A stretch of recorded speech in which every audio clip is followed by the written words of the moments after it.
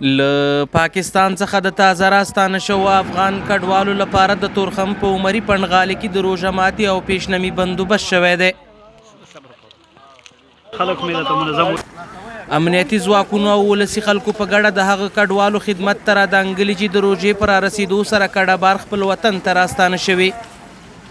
ډېر خوشحاله یي، ډېر ښکلی روژه ماتې هغه کړی ماشاءالله. لکونه خلک دي، زنانو ته بیل ورسیږي، سړو ته بیل ورسیږي، هر څه انتظامات ښه برابر دی انشاءالله.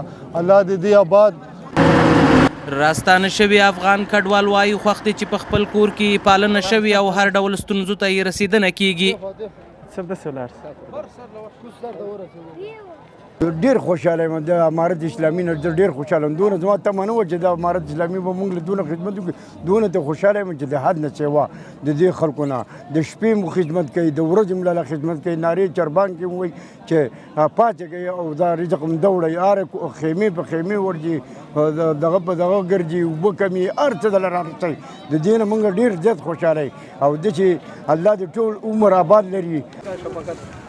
په ورته مهال د عمري پنډغالي مسؤلین ډاډ ورکوي چې د کډوالو لپاره د روژه ماتي او پیشنمي بندوبست به د روژې تر پایه جریان ولري.